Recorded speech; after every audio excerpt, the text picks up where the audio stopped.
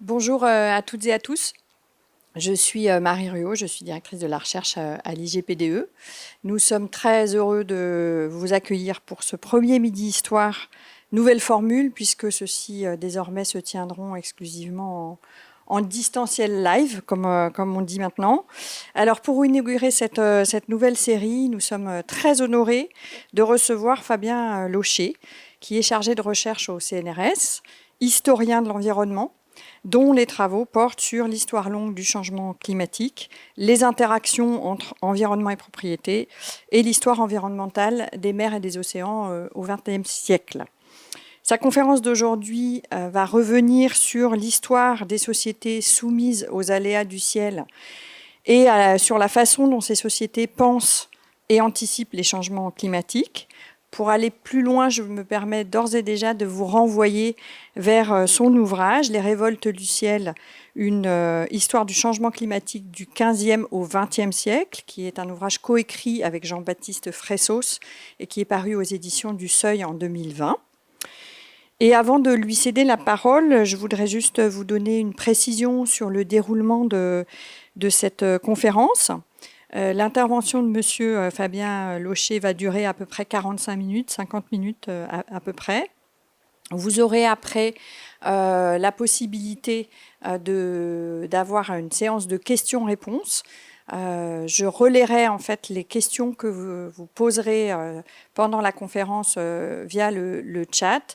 S'il y en a trop, je me permettrai d'en sélectionner une petite série de manière à ce qu'on laisse quand même un petit temps à l'échange. Je vous remercie beaucoup de votre présence et de votre écoute. Et puis, je vous souhaite un excellent séminaire. Pour cette invitation à venir parler au Midi Histoire de Bercy. Aujourd'hui, je vais effectivement vous parler des résultats d'une enquête que nous avons lancée, mon collègue Jean-Baptiste Fressos et moi-même, il y a quelques années de cela. Enquête qui s'est traduite depuis par la parution d'un livre, Les révoltes du ciel, aux éditions du Seuil. Les origines de cette enquête ont été la découverte, à un moment donné, autour de 2012, d'un fonds d'archives dans une bibliothèque assez peu fréquentée par les historiens, la bibliothèque de Météo France. Nous avons découvert avec Jean-Baptiste 3 cartons bourrés de mémoires, de lettres, de circulaires, de documents divers, qui avaient été écrits au début du XIXe siècle et dont nous avons rapidement réalisé qu'il s'agissait en fait des réponses à une enquête administrative. Une enquête administrative lancée en avril 1821 par le ministre de l'Intérieur de la Restauration, Siméon. Dans la circulaire du ministre, adressée au préfet, celui-ci demandait « Pensez-vous que le système météorologique de votre département a changé depuis 30 ans ?» Et en substance, il poursuivait « Pensez-vous que l'homme pourrait être responsable de la multiplication des tempêtes, de la fréquence augmentée des grêles, des neiges qui affectent les régions françaises depuis quelques années ?» Ce que nous avions découvert en fait avec Jean-Baptiste, c'était quoi? C'était une enquête sur le changement climatique causé par l'homme, lancée par un État occidental au début du XIXe siècle. Quelque chose qui n'était pas, disons, dans notre panorama à cette époque-là, une anomalie à ce moment-là pour nous d'un point de vue historique. Et donc ça nous a lancé ça dans une grande enquête qui a duré plusieurs années, qui nous a amené à travailler sur des sources, alors en français, en anglais, en espagnol, en allemand, dans plusieurs pays et jusqu'aux États-Unis, pour essayer de reconstituer l'histoire de ce paradigme, de cette grande idée qui, comme on le montre dans le livre, a traversé l'histoire des sociétés occidentales, la grande idée selon laquelle l'homme pourrait avoir une action sur le climat. Alors évidemment, ça nous est assez familier, cette idée d'une action de l'homme sur le climat, si ce n'est que les conceptions des hommes du passé, ceux des XVIIIe ou XIXe siècle, eh bien, ces conceptions-là recouvraient en fait une forme d'action sur le climat différente de celle qu'on connaît aujourd'hui.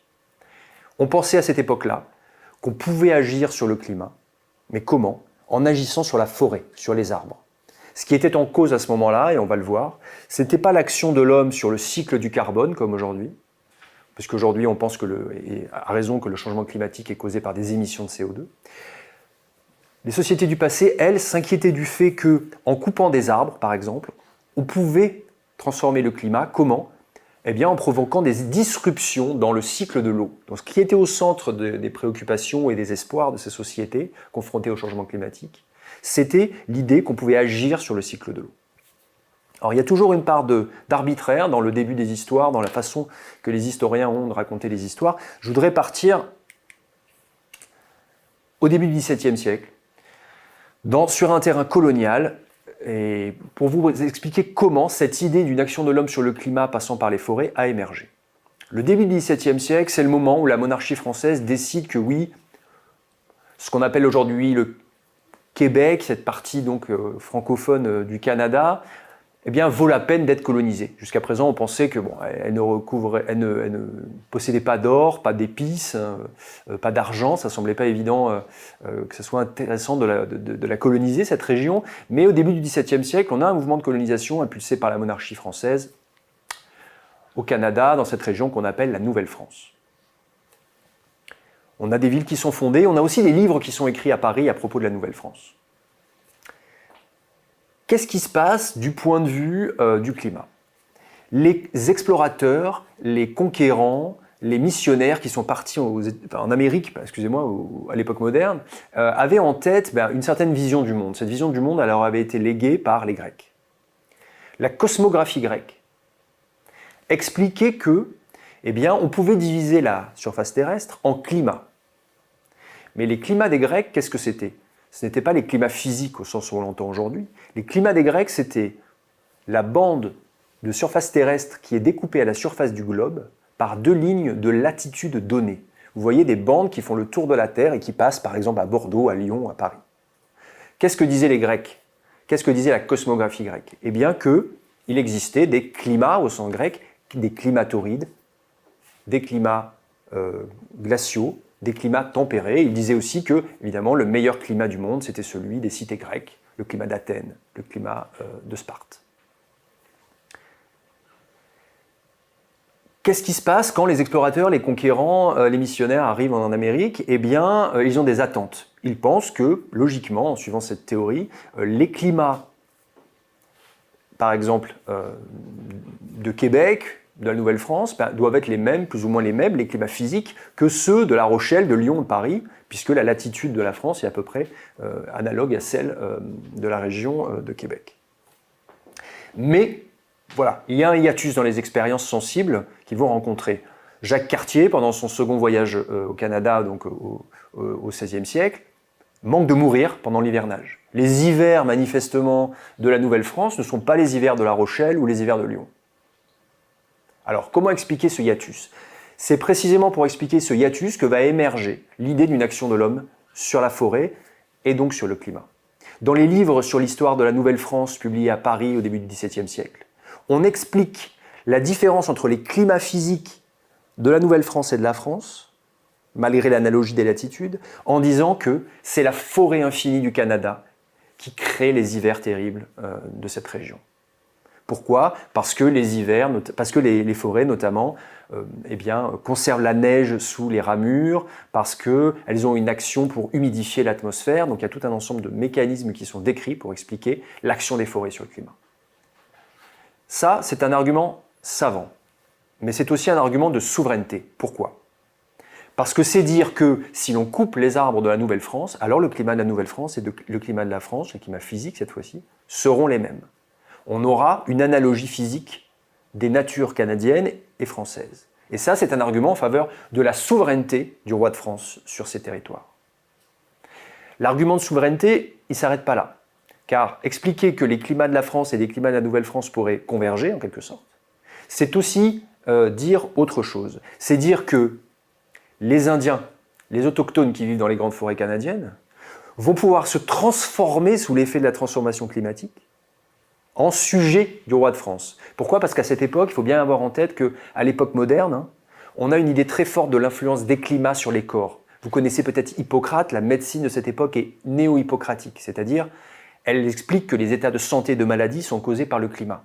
Mais les sciences naturelles de cette époque-là expliquent aussi que les climats transforment les corps. Et donc, si on transformait les climats du Canada, on pourrait rendre en quelque sorte les Indiens naturellement, j'allais dire, dans leur corps même, analogue au sujet du roi de France, ceux qui vivent réellement en France. Troisième aspect, qui fait de cet argument savant un argument de souveraineté, dire que les climats finalement canadiens sont restés sauvages parce qu'on n'a pas coupé la forêt, c'est dire que les Indiens d'Amérique n'ont rien fait de leur territoire. Ils n'ont pas défriché, ils n'ont pas coupé les arbres, ils n'ont pas amélioré leur climat, ils ne sont donc pas véritablement propriétaires de ces terres. Ça, c'est un argument classique de la colonisation qui se retrouve jusqu'au XXe siècle, l'argument de la terre vacante. Cette terre est vacante et supposée vacante parce qu'elle n'a pas été mise en exploitation au sens de l'Europe. Donc il y a un argument de souveraineté, un argument savant, qui fait émerger en fait dans l'espace transatlantique l'idée selon laquelle la différence des climats est expliquée par la différence de la forestation et que donc en coupant les arbres, on pourrait transformer les climats. On retrouve ça en Nouvelle-Angleterre, bien sûr le colonisateur britannique est en train de faire son œuvre. On retrouve ça aussi chez les Espagnols lorsqu'ils arrivent dans les Caraïbes. On retrouve même cet argument sous la plume, ou plus précisément cité par le fils de Christophe Colomb, expliquant que lorsque son père est arrivé en Jamaïque pendant son deuxième voyage, il a énoncé le fait que si on déforestait la Jamaïque, on pourrait en améliorer le climat et donc la fertilité agricole. Donc c'est vraiment dans l'espace transatlantique, à l'époque moderne, qu'émerge cette idée d'un agir climatique. Cette idée va être reprise par un des plus grands savants du XVIIIe siècle, Buffon, naturaliste, qui dirige le Jardin du Roi, l'actuel muséum d'histoire naturelle, et qui, vous savez, Buffon, qui est l'auteur de cette grande histoire naturelle, qui, en plusieurs volumes, dont les historiens ont pu dire que c'était le best-seller du siècle des Lumières, avec l'encyclopédie. Buffon publie une histoire naturelle où la nature est décrite comme un royaume dont le lion est le roi. C'est Buffon qui introduise le roi comme le roi des animaux, le lion pardon comme le roi des animaux. Jusqu'à cette époque-là, c'était plutôt l'ours. Et Buffon, il fait aussi dans son histoire naturelle de la cosmologie. Il explique l'origine du monde, de l'univers et de la Terre. Il explique que la Terre est un bout de soleil qui a été arraché et qui se refroidit. Et dans sa propriété près de Dijon, il chauffe des globes en glaise, en métal, et il essaie de regarder comment la température de ces globes décroît avec le temps. Il fait des sortes d'expériences de géophysique miniature. Donc Buffon pense que la Terre est en train de se refroidir, et Buffon décrit la mort thermique de la Terre. Dans quelques milliers d'années, explique Buffon, la Terre sera un bloc de glace et toute vie aura disparu. Mais, dit Buffon, on peut retarder cette échéance. Comment ? En agissant sur les forêts, en déforestant, on peut retarder le refroidissement de la Terre. Donc il a une idée d'une dialectique, on peut dire climatique, entre un refroidissement autogénique, spontané, et un réchauffement qui retarderait l'échéance et qui serait lié à la déforestation. Il dit même, l'homme blanc et européen, alors ça c'est nous qui le rajoutons, l'homme blanc et européen, j'expliquerai pourquoi, peut modifier, je cite, les influences du climat qu'il habite et en fixer, pour ainsi dire, la température au point qui lui convient. Ce qui est une expression assez forte, qui exprime une forme d'optimisme. On voit qu'ici, la transformation climatique a la forme d'un optimisme et permet de retarder en tout cas la catastrophe. Même si au bout, c'est la mort thermique qu'on attend. J'ai mis aussi sur ce PowerPoint une image que j'ai tirée de l'histoire naturelle de Buffon, volume 6, de 1779, pour vous montrer quelque chose, vous indiquer quelque chose de précis. La pensée du XVIIIe siècle, et même du XVIIe d'ailleurs en termes de climat, elle n'est pas uniquement locale. Il ne faut pas s'imaginer que le XXe siècle a inventé la pensée du système planétaire comme un tout, la vision de la planète, celle qui est produite par les satellites, ne résume pas l'histoire de la pensée du système Terre. Buffon, par exemple, là, sur cette image, qu'est-ce qu'il fait ? Il essaie de cartographier les glaces polaires pour expliquer que la banquise croît au cours du temps, et que donc ça serait une preuve du refroidissement spontané de la Terre. Donc il a une vision déjà globale, on peut dire, et dans d'autres écrits de la même époque, sous d'autres plumes, on trouve cette idée d'une interaction globale entre les continents, entre les hémisphères, à l'échelle de la planète. Alors évidemment, Buffon il diffuse complètement cette grande théorie de l'action climatique qui avait émergé dans l'espace transatlantique. Jusqu'à présent, on était dans un optimisme. On agit sur le climat, on déforeste, on réchauffe. À la fin du XVIIIe siècle, ce qui va se passer, c'est un grand basculement. Et ce basculement, il va avoir lieu dans certains espaces tout à fait particuliers mais importants de l'histoire moderne, que sont les espaces coloniaux insulaires des Caraïbes et de l'océan Indien. Donc les îles où se pratique ce qu'on appelle l'économie de plantation. L'économie de plantation, c'est le fait sur une île de faire de la monoculture, tabac, sucre, café, avec de la main-d'œuvre servile, des esclaves qu'on fait venir pour travailler, et puis avec, et cela c'est moins connu, un choc écologique énorme dans ces îles. Pourquoi ? Parce que la monoculture de plantation a un impact énorme, d'abord qui est lié au fait qu'on défriche, qu'on a de la monoculture, ce qui implique beaucoup de choses d'un point de vue écologique, mais aussi qu'on utilise énormément de bois. Parce que, par exemple, pour avoir du sucre, il faut raffiner la canne à sucre, ce qui consomme énormément de bois. Et donc, dans toutes ces îles, la Caraïbe, mais aussi l'océan Indien, on a de la déforestation dans des écosystèmes insulaires, qui sont par ailleurs fragiles. Donc ça, c'est des chocs écologiques qui sont identifiés par les contemporains et qui vont amener à l'émergence d'une pensée inquiète du changement climatique. Pierre Poivre est envoyé par le roi de France en 1760 à l'île de France, ce qu'on appelait à l'époque l'île de France, l'île Maurice, qui était à l'époque une colonie française. Il est envoyé là-bas et lorsqu'il arrive là-bas en 1767, il explique dans un discours. « Des hommes avides et ignorants, dit-il, ont ravagé l'île en détruisant les bois, empressés de faire aux dépens de la colonie une fortune rapide. » Et là, il désigne en fait des entreprises de colonisation qui avaient échappé au roi de France et qui avaient mis un peu l'île en coupe réglée. Et il continue. Ils n'ont laissé à leurs successeurs que des terres arides, abandonnées par les pluies, les forêts magnifiques qui couvraient le sol, ébranlées autrefois par leurs mouvements, les nuages passagers, et les déterminer à se résoudre en pluies fécondes. Ce qu'il décrit là, en fait, c'est le fait que des colons, avides et ignorants, ont ravagé les forêts de l'île sans réfléchir aux conséquences, créant des terres arides, désormais abandonnées par les pluies. Pourquoi ? Parce que les forêts ne captent plus, on pourrait dire, les nuages passagers et ne les déterminent plus à se résoudre en pluie, c'est-à-dire ne les attire plus pour les faire pleuvoir. Qu'est-ce que fait Pierre Poivre ? Il a ici un discours sur le changement climatique qui n'est pas un optimisme, mais un discours qui dit que si on déforeste trop, on va assécher l'île qui pourrait devenir inhabitable. Et ce que fait Pierre Poivre avec le pouvoir qui est le sien comme intendant, c'est créer des réserves forestières avec le but explicite de conserver les pluies de l'île, donc des réserves climatiques.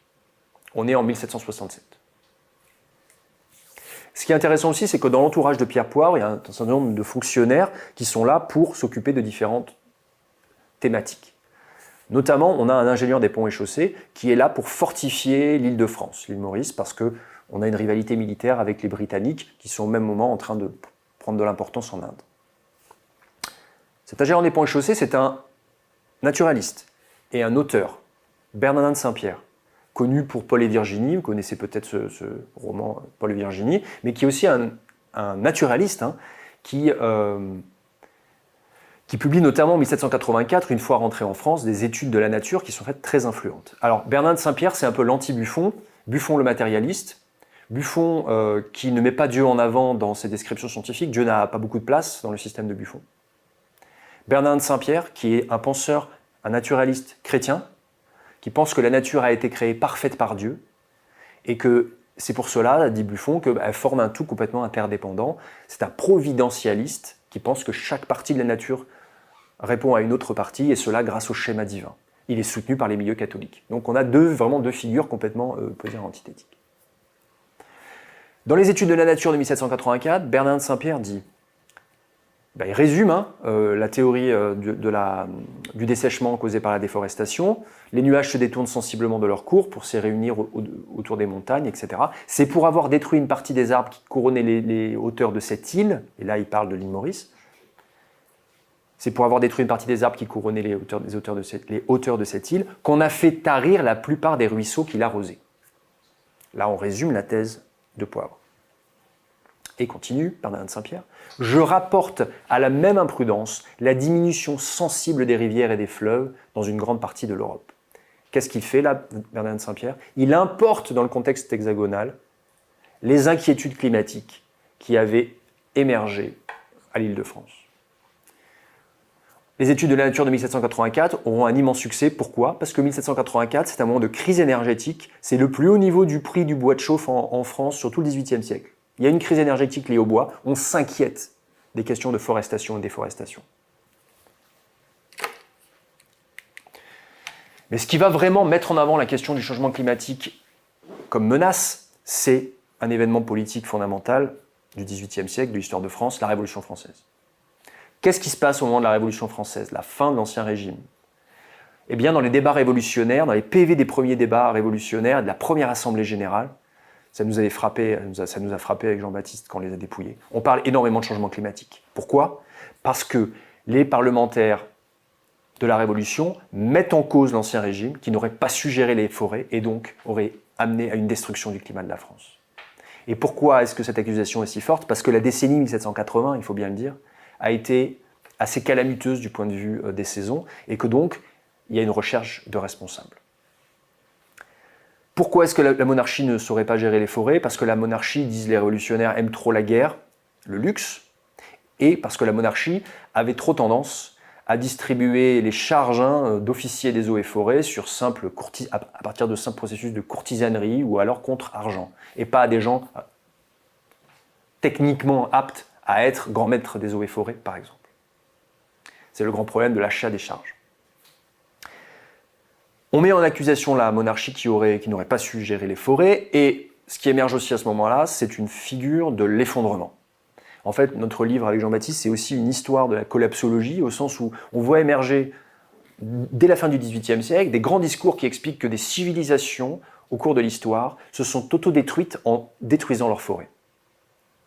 C'est constamment l'Orient qui est mis en avant.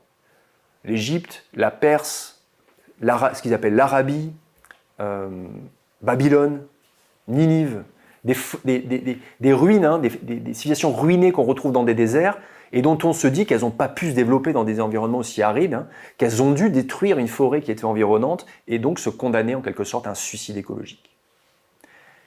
La collapsologie naît comme ça, comme une forme d'orientalisme, comme un discours sur l'Orient, ce lieu où tout est déjà détruit, tout est déjà passé, tout est déjà trop ancien. Cette histoire, je pourrais la décrire pour le consulat, le directoire, etc., faire une histoire en continu, mais je vais m'attacher surtout à une période qui va être fondamentale après la Révolution dans ces questions climatiques. En 1815, il se passe quelque chose très loin de la France. En avril 1815, un volcan explose sur l'île de Tambora, à Java. C'est la plus grande éruption volcanique de l'histoire humaine, c'est-à-dire la plus grande éruption volcanique depuis l'époque où on a des traces écrites.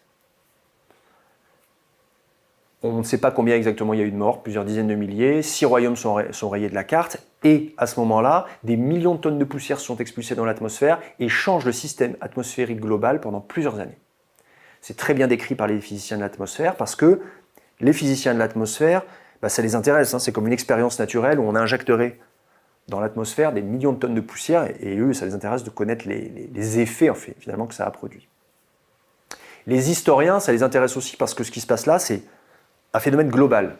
Pourquoi? Parce que cette transformation de l'atmosphère, elle va créer des saisons catastrophiques en Chine, en Amérique, en Europe.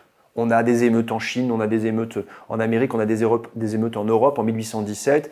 Ce sont les effets à distance du Tambora. On a des grandes émeutes à Château-Thierry, un marché très important pour les céréales à destination de Paris. Il y a des livres qui ont été écrits sur cet événement. Tout ça fait que les décennies 1815-1820 sont particulièrement difficiles d'un point de vue climatique en France, d'autant que par ailleurs, la variabilité saisonnière qui est indépendante du Tambora fait que, par exemple, l'hiver 1819-1820 est particulièrement désastreux, un des plus froids du 19e siècle. À la tête de la France, on est au moment de la Restauration, 1815-1830, on a de nouveau un roi, des monarchistes, qui sont arrivés dans les fourgons des Prussiens, des Russes, des Anglais, après la chute de Napoléon, en 2 temps. Qu'est-ce que doit faire ce nouveau pouvoir? Il doit rembourser les dettes. Et ça, les Alliés ont obligé au remboursement des dettes. Alors même que ce sont les dettes de Napoléon, ce qui est assez difficile à admettre pour le pouvoir monarchiste. Ils doivent rembourser les dettes de l'usurpateur. Première chose. Deuxième chose, comment le faire? Il y a plein de façons de le faire, mais la façon politiquement la plus acceptable, la seule acceptable en fait, c'est de vendre les forêts nationales, c'est-à-dire de vendre des forêts possédées par l'État, pour avoir de l'argent et rembourser. Le problème, c'est que les forêts nationales, elles viennent de quoi? Elles viennent des biens nationaux, c'est-à-dire des biens qui avaient été confisqués par les révolutionnaires, des forêts qui appartenaient auparavant au clergé, aux princes étrangers, à la noblesse, voire au roi lui-même. Et donc, les monarchistes se retrouvent dans une situation catastrophique pour eux, où ils doivent rembourser les dettes de Napoléon en vendant des forêts qui viennent par ailleurs de patrimoines qui sont soit ecclésiastiques, soit nobiliaires. Ça va causer chez les monarchistes des dissensions énormes, notamment ça va être contesté de façon très virulente par une partie des monarchistes qu'on appelle les ultras. Les ultras, ce sont les ultramonarchistes, ceux qui pensent que la restauration doit être intégrale, qu'elle doit introniser en fait un retour complet à l'Ancien Régime. La plume la plus brillante du parti des ultras, vous le connaissez, c'est Chateaubriand, qui est à la Chambre des Pairs, un homme politique en plus d'être un écrivain, et qui est, lui, en première ligne pour contester le fait qu'on rembourse les dettes en vendant des forêts nationales. Au même moment, je vous l'ai dit, les saisons sont dérangées. Et l'ami de la religion et du roi, que je cite dans ma projection, le dit clairement. On a beaucoup parlé ces derniers temps de la fin du monde. Peut-être le dérangement extraordinaire de la saison y a-t-il contribué. L'ami de la religion et du roi, août 1816. Comment expliquer ce dérangement? Eh bien, on s'inquiète d'un changement climatique en cours. Et ça va conditionner chez les ultras un discours de mise en accusation du pouvoir en place cette fois-ci. En disant, vous êtes en train de vendre les forêts nationales, vous êtes en train de sacrifier le climat de la France pour rembourser des dettes illégitimes. Adrien de Rouget, un député ultra, explique que désormais, partout on voit des roches arides, des ravins profonds qui remplacent les forêts. La révolution, dit-il, en est la cause, mais si le pouvoir monarchiste continue dans la même direction, eh bien, ce pouvoir, en quelque sorte, va s'inscrire, va mettre ses pas dans ceux des révolutionnaires, ce qui serait évidemment un comble.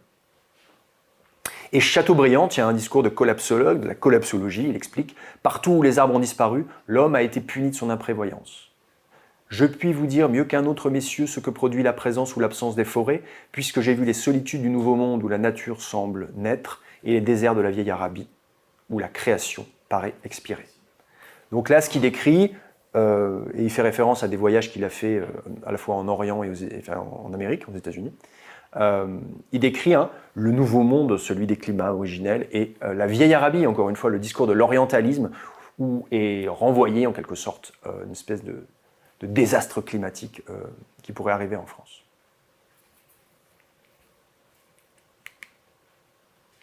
Au même moment à Paris, François-Antoine Roche, un ingénieur des ponts et chaussées, publie un livre et une revue, les Annales européennes, qui paraissent pendant plusieurs années et qui sont entièrement consacrées à la question du changement climatique causé par l'homme. J'ai extrait de cette revue des images pour vous montrer un peu ce qui est mis en avant comme vision de la nature et de l'action possible de l'homme sur le climat à cette époque-là. Alors, voici déjà l'état déplorable de beaucoup de cantons de France. L'état de la France selon Roche. On observe qu'il n'y a pas de nuages dans le ciel, très peu d'arbres, très peu de forêts. Les montagnes sont dénudées, les surfaces et les pentes semblent ravinées, en état d'érosion. On a des animaux disséminés, qui ne sont pas enfermés, qui ne sont pas mis dans des enclos. Et dans les filets des pêcheurs, au premier plan, il n'y a rien. Une femme d'ailleurs déplore à gauche l'absence de prise dans les filets. Voilà la nature appauvrie, la nature desséchée, la nature déforestée, avec un climat qui a été changé, et voilà l'état déplorable de la France, dit Roche. Voilà l'état déplorable de la France. Alors que faut-il faire, dit Roche? Il faut faire de la fructification des terres incultes et des eaux vides de la France. C'est le titre de cette gravure. Alors, ailleurs, il appellera ça la régénération hydrovégétale. C'est le grand discours de la régénération. Aujourd'hui, on dirait la restauration climatique ou la restauration écologique. Alors, qu'est-ce qu'il faut faire exactement? Il faut reboiser. On voit au second plan, sur le bord de la rivière, des individus qui clairement sont en train de planter des arbres. On les voit aussi, si on regarde un peu plus précisément, on les voit aussi en train de planter des arbres sur les pentes des montagnes à gauche. Et ça, c'est lié au fait qu'il y a cette théorie selon laquelle les forêts de montagne ont une action particulière sur les nuages et donc sur le climat. Et puis on voit que à droite, les nuages reviennent. On n'est plus dans cette configuration ci. Les nuages reviennent parce que on est en train de régénérer finalement les sources d'attraction des nuages. Et puis au premier plan, on fait ce qu'on appelle de l'alevinage. On met dans la rivière, on remet dans la rivière des petits poissons pour faire de la repopulation en fait halieutique dans la rivière. Donc c'est toute une image de la régénération, et ça renvoie aussi beaucoup à un idéal politique en fait, qui vient de la Révolution, l'idée de la régénération de la France, du peuple français, du régime politique et de la nature.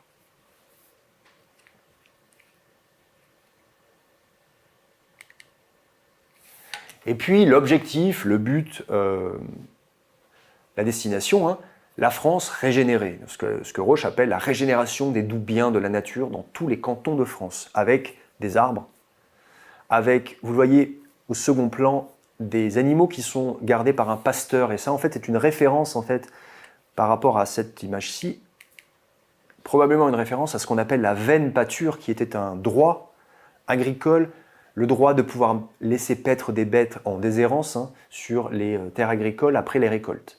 Donc ça, c'était un droit qu'on appelle un droit collectif, qui existe depuis le Moyen-Âge, mais que les agronomes et les savants contestaient au nom du fait que ces animaux en divagation, eh bien, ils mangeaient les pousses d'arbres, ils auraient été la cause de la déforestation, ce qui n'est pas le cas, mais qui a été beaucoup mis en avant à cette époque-là.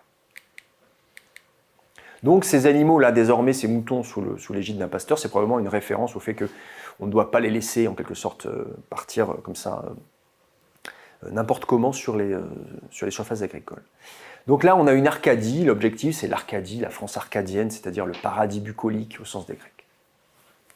Alors, ce qui est intéressant aussi, c'est qu'on a reconstitué dans le livre la trajectoire de Roche, qui pensait pouvoir agir pour la restauration climatique de la France dans le cadre de sociétés commerciales. Il a fondé plusieurs sociétés par commandite et aussi des sociétés anonymes, Roche, pour faire de la replantation d'arbres.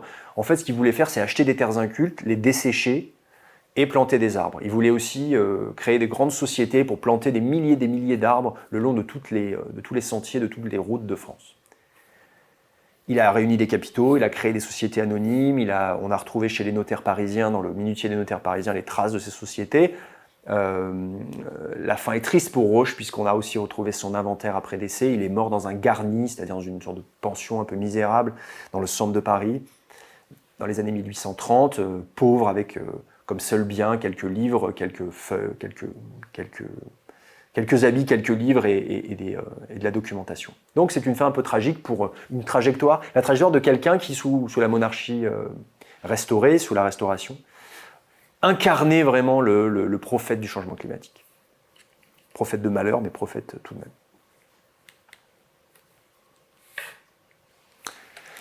Alors l'enquête, 1821, pourquoi l'explication, in fine, le fait qu'en 1819-1820, on a un terrible hiver à Paris. Est-ce qu'on serait en train de vivre un changement climatique? Est-ce que ce serait lié à la politique de la monarchie modérée, au fait qu'on vend des forêts nationales pour rembourser les dettes?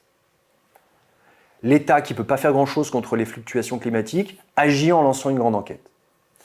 Pourquoi? L'énoncé de l'enquête le dit assez bien. L'interrogation, j'en ai pas parlé tout à l'heure, c'est de savoir si le climat a changé, le système météorologique des départements a changé, depuis 30 ans. 1821, moins 30, depuis la Révolution. L'idée, c'est de dire, non, s'il y a changement climatique, ce n'est pas la politique récente de la monarchie qui est responsable, c'est plutôt, bien sûr, la Révolution. Donc c'est la réponse, en quelque sorte, des monarchistes à l'accusation des révolutionnaires dont je parlais tout à l'heure. Ce qui est intéressant et assez fascinant, c'est de lire les réponses, en fait. Car les préfets... Alors, il y a quelque chose d'un peu paradoxal là-dedans, parce que les préfets de la Restauration, une partie d'entre eux avaient été élevés à l'étranger. Certains parlaient assez mal français. Certains n'avaient jamais vécu en France avant la Restauration. On avait quelques années, finalement, de recul sur l'existence... sur la nature même de l'Hexagone. Donc il y a quelque chose d'un peu paradoxal, dans certains cas, à leur poser des questions sur la trajectoire climatique de leur département depuis 30 ans. Mais ce n'est pas le cas de tous, et puis surtout, ils renvoient la question, ils interrogent des professeurs de lycée, ils interrogent des savants, des astronomes locaux, des amateurs, ils interrogent des ingénieurs des ponts et chaussées, ils interrogent des ingénieurs... des mines, ils interrogent des conservateurs des eaux et forêts, ils interrogent des propriétaires, des sous-préfets, des maires, etc. Donc on a des milliers de pages de réponses qu'on a patiemment décryptées, parfois assommantes à force de redites, parfois passionnantes par les moyens qui sont trouvés pour essayer de répondre à la question « Est-ce que le climat de la France a changé ?» Certains interrogent des vieillards, mais en disant « Il faut corriger, parce que la psychologie des vieillards, ils ne le disent pas comme ça, mais ils disent parce que la tendance naturelle des vieillards à embellir leur jeunesse fausse les témoignages. » D'autres vont chercher des choses assez extraordinaires. Par exemple, dans les archives, ils cherchent des archives fiscales. Et ils s'aperçoivent que sur certains terrains, on paye un impôt, un cens en vin, alors qu'on ne peut plus faire pousser de vignes sur ces terrains. Et est-ce que donc ça, c'est lié? Est-ce que ça serait la trace d'une transformation climatique qui aurait finalement fait varier les aires de culture? D'autres regardent au plafond et voient que les poutres localement sont faites en un certain arbre qui ne pousse plus. Est-ce que de la même façon le climat a changé et ça aurait pu impacter les espèces d'arbres? Les ingénieurs des ponts et chaussées qui tiennent depuis des décennies des relevés en fait, du niveau des eaux, parce que le niveau des eaux était important dans les fleuves pour le transport, essaient de corréler ces niveaux dont ils ont une connaissance assez fine avec les précipitations en disant regardez, il y a eu plus de crues à la fin du XVIIIe siècle qu'aujourd'hui, et donc est-ce qu'on pourrait dire qu'il y a plus de précipitations ou plus de variations dans les précipitations? Et puis ils ont tous à cœur de citer Rauch, de citer Buffon, de citer Bernardin de Saint-Pierre, c'est-à-dire que tous les auteurs dont j'ai parlé auparavant, ils ne sont pas lus simplement par les académiciens parisiens, mais par toute une frange de la population française, une petite bourgeoisie de province, des fonctionnaires intermédiaires, des savants amateurs ou professionnels. La conclusion de l'enquête, elle est incertaine. L'Académie des sciences avait été mobilisée pour analyser les réponses, mais en fait, la multiplication des réponses et des formes d'argumentaire fait que l'Académie des sciences dit qu'elle ne peut pas conclure. Elle ne peut conclure qu'une chose, la majorité des réponses expliquent qu'il y a changement climatique causé par l'homme. Donc c'est aussi une preuve de la prégnance énorme de cette idée-là.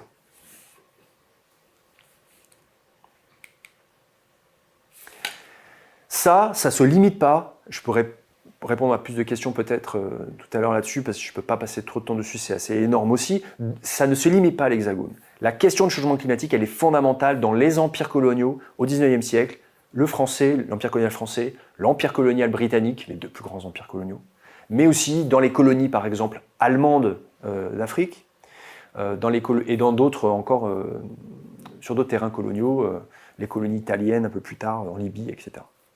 L'idée est assez claire, et renvoie d'ailleurs au début de mon exposé. C'est une accusation. Les populations arabes du Maghreb, explique par exemple le colonisateur français, ont détruit les forêts luxuriantes qui étaient celles de l'Algérie de l'époque romaine. Et ces colonisateurs se réfèrent à des récits en fait anciens qui expliquent que l'Algérie était le grenier de Rome. Cette accusation, elle se double d'une justification. La colonisation française, dans ce cas, ne serait, je le résume avec les mots actuels, ne serait qu'une restauration climatique, une restauration écologique. La mission du colonisateur serait donc de mieux gérer la nature que ne l'ont fait les populations arabes depuis leur conquête du Maghreb. Donc c'est donc une espèce de justification de la colonisation par l'incapacité de certaines populations, en l'occurrence musulmanes, arabes, de gérer la nature. Je vous ai mis une image ici de ruines d'aqueduc de Pierre-Victor Huguet de 1868. Là, on voit ça aujourd'hui comme une espèce d'image un peu, disons, historique, mais ce que voit le colonisateur, les colons, les administrateurs coloniaux du 19e siècle, là, c'est quoi? C'est une ruine romaine, un aqueduc, détruit par les populations arabes sur un territoire aride. Aride pourquoi? Parce qu'il n'y a plus d'eau du fait de l'usage de la nature qu'ont les Arabes. Parce que, disent les colonisateurs, ils sont imprévoyants, violents, ils utilisent le feu pour faire de l'agriculture, donc il y a toute une mise en accusation des pratiques en fait agricoles et des pratiques, disons, quotidiennes, plus largement aussi, des populations arabes. On retrouve ça dans le Sahel dans les années 1920-1930, on retrouve ça en Inde sous la plume des Britanniques dès le 19e siècle.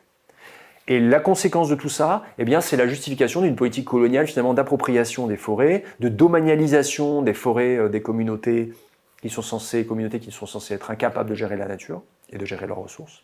Et donc l'argument sert en fait à une forme de colonialisme vert, on peut dire, ou à justification écologique. Alors comment on sort de ce paradigme-là du changement climatique causé par l'homme? Il y a plusieurs phénomènes, je vais être assez rapide. Il y a le fait qu'à la fin du 19e siècle, on n'a plus trop d'inquiétude sur la forêt française. Je me limiterai ici à la France pour l'instant. Parce que tout simplement, avec l'explosion du chemin de fer, on a une demande en bois qui est accrue. Ça, il faut bien réaliser que la question... Souvent, on a une vision faussée de la notion de transition. En réalité, dans l'histoire, ce qu'on a fait essentiellement, c'est plus de l'accumulation énergétique que de la transition. Par exemple, le fait le charbon se soit imposé, ça n'a pas du tout fait diminuer la consommation en bois dans un premier temps, tout simplement parce qu'il fallait des milliers, des dizaines, des centaines de milliers de traverses de bois pour faire les réseaux de chemin de fer. Et on a un phénomène plutôt d'accumulation, de synergie en fait, plutôt qu'un phénomène de transition. Donc on n'a plus trop d'inquiétude sur la forêt française. Deuxièmement, on a une diminution de la vulnérabilité climatique. Pourquoi? Parce que avec le train, avec le bateau à vapeur, on peut facilement faire venir du grain en cas de, par exemple, de pénurie agricole dans une région française. Et donc on a une diminution et la sortie de ce que les historiens appellent l'ancien régime économique. Cet ancien régime économique, c'était un régime où si en Bretagne, dans le Limousin, on avait une catastrophe climatique, ça pouvait créer localement des disettes, des troubles politiques, etc.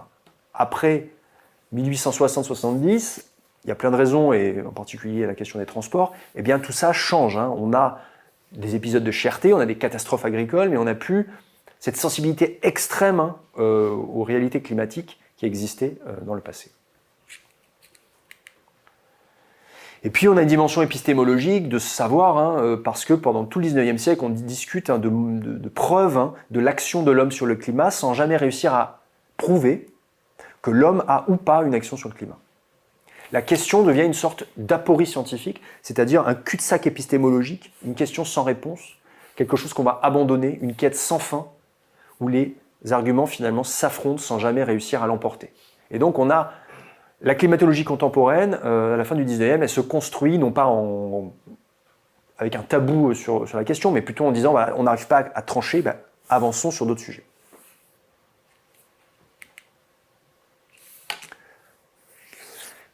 Il y a encore un autre phénomène qui fait sortir du paradigme climatique, c'est quelque chose d'un peu plus compliqué à expliquer ici, mais disons que le fait qu'à partir de 1930 à peu près, la grande menace qui va s'imposer comme une menace écologique très très forte, d'abord aux États-Unis, puis dans les pays en voie de développement, c'est la menace érosive. Et ça, c'est lié à une immense catastrophe naturelle qui a lieu aux États-Unis dans l'entre-deux-guerres, qui s'appelle le Dust Bowl. Si vous avez lu Les raisins de la colère de Steinbeck, la famille des raisins de la colère fuit la catastrophe du Dust Bowl dans le livre. Et là, je vous ai mis une image particulièrement impressionnante de tempête de poussière. On voit derrière, ça c'est une tempête de poussière au-dessus de maisons. Dans l'Ouest américain, dans l'entre-deux-guerres, c'est une vision assez incroyable. Le changement climatique, et je pourrais revenir sur le processus, passe au second plan avec l'émergence vraiment de cette menace érosive comme menace numéro 1. Alors, le changement climatique tel qu'il a été conçu, on le voit, était lié à la question du cycle de l'eau. Il a voyagé de très long terme entre l'époque moderne et sur le très long terme entre l'époque moderne et le XXe siècle. Il ne s'intéressait pas au CO2, au cycle du carbone, dont on pensait à l'époque qu'il était plus ou moins stable, mais à la question du cycle de l'eau, à la question de l'agir humain sur la forêt.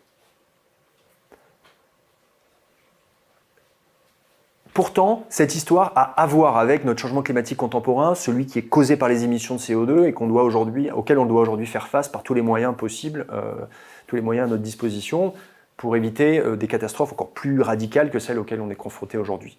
Quel est le rapport? D'abord, les savoirs sur le changement climatique qui ont été produits pendant ces siècles sont aujourd'hui actifs pour traiter de la question du changement climatique causé par le CO2. Je pense aux outils notamment de climatologie historique, tous ces outils dont j'ai parlé tout à l'heure, qui se sont amorcés avec l'enquête de 1821 pour arriver à reconstruire les climats du passé à partir de sources historiques. Ce qui est intéressant aussi, je trouve, dans cette histoire, c'est que ça nous fait voir que la question climatique, elle a sur le long terme été très liée en Occident à des questions politiques fondamentales. Qui est légitime à gouverner la nature? Est-ce que c'est l'État monarchiste, la noblesse, le tiers-État? Est-ce que c'est le marché? C'est lié à des questions très importantes de colonisation. Qu'est-ce que ça veut dire de dire qu'un pays du tiers-monde, une population du tiers-monde, est incapable de gérer sa nature, n'a pas de pensée du temps long, ne peut pas penser la durabilité. On réactive en faisant ça des arguments qui ont été pendant des siècles des arguments coloniaux pour traiter de l'Orient et d'autres parties du monde. Et puis ça nous pose la question de l'apathie contemporaine face à la réalité du changement climatique. Il y a quelque chose, je ne sais pas si vous l'avez perçu là jusqu'à présent, mais d'assez ironique et sinistre au fait que ce sont les technologies carbonées qui nous ont fait oublier pour un temps qu'on dépendait de la nature et du climat, en nous déconnectant en quelque sorte des fluctuations climatiques. Et donc au même moment même, on allait devoir confronter des menaces énormes liées à notre activité industrielle. Eh bien, on a été désensibilisé pour un temps à ces questions climatiques. Ça nous met dans une situation particulièrement délicate. C'est un des éléments probablement, en tout cas c'est notre argument avec Jean-Baptiste, de la difficulté qu'on a aujourd'hui à penser le fait de vivre avec le climat et de nous adapter et de répondre à cette nouvelle donne qui est la donne climatique. Voilà. Je vais peut-être m'arrêter là pour pouvoir prendre des questions. Et je vous remercie. Merci infiniment, Fabien Locher. Je vous relais une première question qui est une interrogation relativement ponctuelle par rapport à votre exposé d'un auditeur qui nous dit la fin du XVIIIe siècle est froide en Europe et on a accusé l'Ancien Régime de ne pas avoir gardé les arbres qui refroidissaient le climat. N'est-ce pas contradictoire? Alors, le problème de cette question-là, c'est qu'elle est, c'est quelque chose sur lequel j'ai pas pu vraiment m'étendre complètement, c'est que il y a plusieurs théories dans cette histoire-là du changement climatique lié aux arbres. Je ne sais pas si on l'a vu, mais au Canada, il y avait la question, la question était liée au fait que quand il y avait une multitude d'arbres et qu'on les coupait, on réchauffait l'atmosphère. Par ailleurs, à l'Île-de-France, il y a l'idée du dessèchement. Si on coupe les arbres, on dessèche, qui n'est pas tout à fait la même chose. Et puis, il y a aussi un argument qui est très fort, et ça c'est plutôt au XVIIIe siècle, c'est là que je réponds, c'est qu'il y a l'idée qu'il y a un point idéal pour le climat. Si on a trop d'arbres, on est dans une atmosphère trop humide et trop froide. Si on n'a pas assez d'arbres, on se retrouve aussi avec des phénomènes, je réponds peut-être ici, on se retrouve aussi avec des phénomènes qui sont problématiques, notamment si on a trop peu d'arbres, il y a l'idée qu'on a des vents extrêmement forts qui peuvent eux aussi refroidir. Et que donc, effectivement, c'est pas linéaire en un certain sens, il y a un point exact de climat favorable, mais que si on a trop d'arbres ou pas assez d'arbres, alors on peut basculer vers des climats extrêmes, climat trop froid par manque d'arbres ou climat trop froid par excès d'arbres. C'est ça l'explication. Et puis par ailleurs, on a aussi, la fin du XVIIIe siècle a été relativement froide, mais la décennie 1780 a été aussi, par ailleurs, a connu des sécheresses, et donc on accusait aussi le manque d'arbres pour ces sécheresses. Donc il y a plein de phénomènes en même temps. Il y a les hivers terribles qui posent problème. En gros, ce qui pose problème à l'agriculture, c'est les hivers trop froids. Et c'est les printemps et les étés, soit trop secs, soit trop humides, ce qu'on appelle les étés pourris. Et donc c'est constamment autour de ces paramètres que se joue la perception du changement climatique. Et d'ailleurs, une saison chasse l'autre. Souvent, on se préoccupe de la question du froid, et puis quand vient un été pourri, c'est la question de l'humidité qui se repose. Il y a une espèce aussi dans notre histoire, il y a un temps très long, mais il y a aussi un temps très bref, et qui est lié, je ne peux pas trop en parler, j'en ai pas trop parlé ici, qui est lié aussi à l'émergence d'une presse à la fin du XVIIIe siècle, l'émergence des quotidiens, où là, pour la première fois, on va avoir une espèce de sphère médiatique qui va servir de caisse de résonance pour les phénomènes météorologiques. Voilà. Donc il y a plein de sortes de théories, d'ailleurs elles étaient concurrentes les unes avec les autres, et c'est une histoire assez complexe. Alors, une petite question complémentaire, est-ce que c'est vrai que la forêt joue sur les saisons? Alors, ça, c'est une vraie grande question, et c'est une question intéressante. C'est aujourd'hui, si on écoute, j'en parlais à des climatologues du Météo France, il y a une influence des forêts sur le climat. Ça, c'est la première chose. Cette influence, elle est encore aujourd'hui mal connue, parce que c'est extraordinairement complexe. Me disaient ces climatologues, et là je parle en leur nom parce que je n'ai pas les compétences techniques pour le savoir, ils disaient en fait, dans les modèles climatiques aujourd'hui globaux, l'interaction végétation-climat, c'est probablement une des choses les moins connues. Ils travaillent énormément là-dessus parce que c'est d'une complexité extrême, parce qu'il y a beaucoup de phénomènes qui jouent dans ce paramètre-là. Donc il y a un effet des forêts sur le climat, des grandes masses bien sûr de forêts, mais qui reste encore aujourd'hui assez mal connu, qui ne joue pas visiblement toujours dans le même sens. Et la forêt, de manière générale, dans les questions climatiques, son rôle est assez compliqué, parce que vous savez qu'il y a des forêts qui sont émettrices de CO2 en net, des forêts qui sont captatrices de CO2 en net. Et donc, chaque forêt, suivant son type, suivant les essences, suivant son mode d'exploitation, a des effets différents, y compris en émissions de CO2. Donc on est là dans des choses compliquées. Mais oui, la forêt a un effet, les grandes masses de forêt ont un effet sur le système climatique global. Alors, quand on vous écoute, ce qui frappe quand même, c'est que on croit toujours que les questions qu'on se pose aujourd'hui sont arrivées juste hier, alors que là, on constate qu'elles datent de fort longtemps. On voit aussi qu'il y a des catégories, on parlerait aujourd'hui des climato-sceptiques, on voit dans certaines enquêtes que voilà, le terme évidemment n'existait pas à l'époque, mais qu'au fond, ils étaient déjà présents dans le débat public. Vous avez évoqué la question de la désensibilisation, au fond, à ces questions. Comment on explique ça? Est-ce que vous pouvez revenir un peu plus longuement quand même sur cette question-là, parce qu'elle est quand même extrêmement déroutante, finalement, oui. sur le fait qu'on soit dans décidément l'humanité incapable de capitaliser sur des choses qui sont en fait débattues, discutées à la fois politiquement, économiquement, scientifiquement, humainement, depuis fort longtemps. En fait, il y a vraiment un phénomène de déconnexion à la fin du 19e siècle, qui est lié à l'émergence de la société industrielle, à aussi l'émergence des grands échanges commerciaux et alimentaires, des grands flux. C'est un phénomène d'ailleurs intéressant qu'on retrouve dans d'autres domaines, surtout dans beaucoup de domaines du savoir. Par exemple, la sociologie, à la fin du 19e siècle, elle naît contre des explications qui liaient le climat, disons l'environnement physique, au comportement humain. La sociologie, elle se construit avec Durkheim, mais avant, avec quelqu'un qui s'appelle Adolf Kettler, qui a formé le mot physique sociale, en disant, voilà, on va arrêter de s'interroger, on va arrêter de disserter sur les influences du chaud, du froid, du climat, des environnements physiques sur les sociétés humaines, on va plutôt se concentrer sur les interactions entre humains, et c'est la base de la sociologie contemporaine. On a, au même moment, c'est intéressant de comparer les deux choses, des théories de la génétique qui vont déconnecter le vivant de l'environnement physique, de ce qu'on appelait à l'époque les climax, les climats entendus au sens général, en disant ce qui est important finalement c'est l'individualité génétique telle qu'elle est en quelque sorte encapsulée dans le vivant.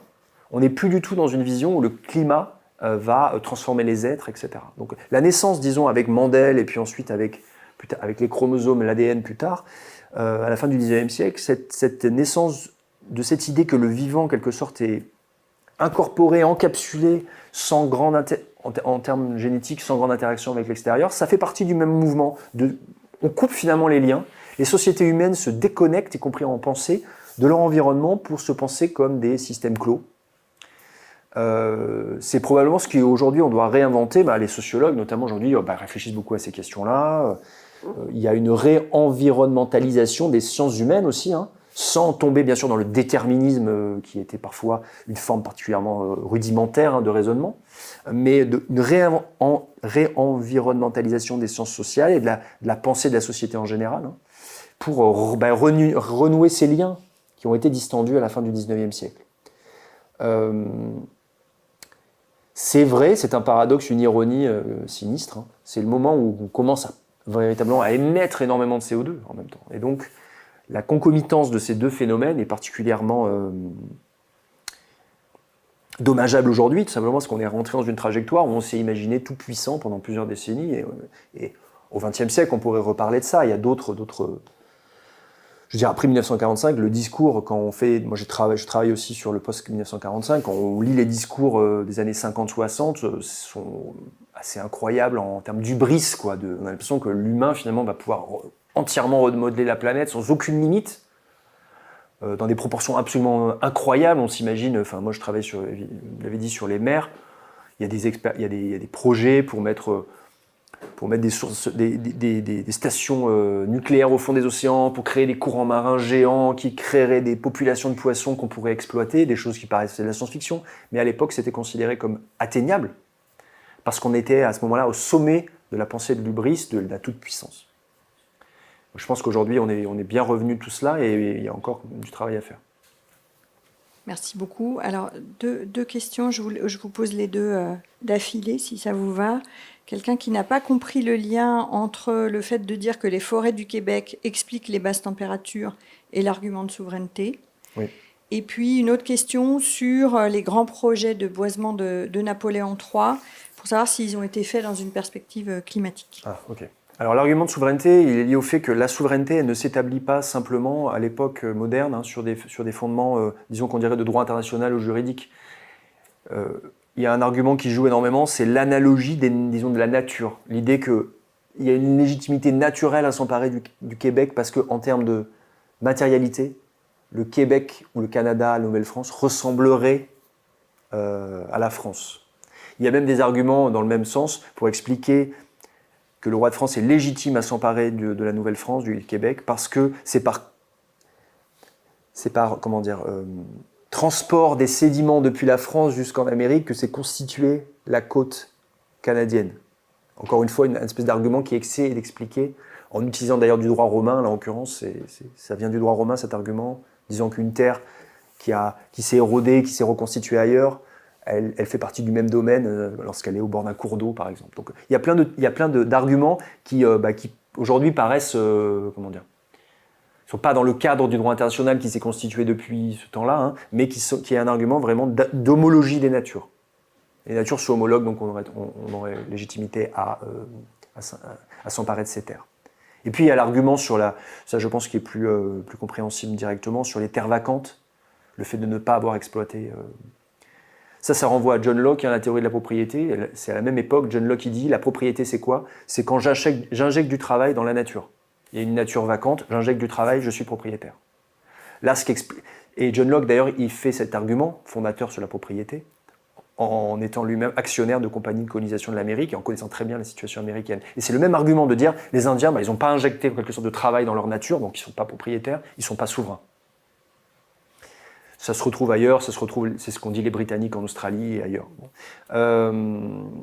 C'est intéressant, très intéressant l'argument sur la reforestation sous le Second Empire, parce que c'est précisément à ce moment-là que le pouvoir, j'en ai pas trop parlé, mais le pouvoir forestier a tout intérêt à s'emparer de ces arguments climatiques, parce que le pouvoir forestier dit quoi? Si je replante, si j'ai des prérogatives au sein du système étatique, je vais pouvoir contrôler le climat de la France. Donc notamment, je vais pouvoir, disent les cadres des eaux et forêts, on va pouvoir éviter les crues. Ils sont en concurrence avec les ponts et chaussées qui, eux, disent nous, c'est nous les spécialistes des crues, c'est à nous qu'on doit donner de l'argent pour faire de l'endiguement. Donc il y a la concurrence des corps puissants. Les eaux et forêts disent non, ce qu'il faut faire, c'est reboiser en montagne pour stabiliser le climat et qu'il n'y ait pas de crues. Et donc Napoléon III va en fait donner aux deux, donner des moyens très puissants aux deux. Il y aura endiguement et reboisement. Et donc le début en fait de la politique de Napoléon III sous le Second Empire de reboisement, elle est initiée en partie effectivement par un argument climatique. Parce qu'il y a eu des grandes crues en 1850, dans les années 1850. Ensuite, au fil du temps, les ingénieurs et les cadres des eaux et forêts vont petit à petit laisser tomber cet argument climatique, en insistant, comme j'ai dit ici, sur plutôt l'érosion. Le fait que, oui, si on plante en montagne, on aura moins d'érosion, et donc moins de transport de sédiments, et donc moins d'inondations. Merci beaucoup. Vu l'heure, je vous propose qu'on s'arrête là. Cette conférence, vous pourrez la retrouver en replay sur nos supports de diffusion. Fabien Locher, merci beaucoup. Merci. Les commentaires dans le chat sont très élogieux et vous avez les remerciements de l'ensemble des participants qui ont eu le plaisir d'assister à votre conférence. Merci encore. Merci. Et bonne journée à tous.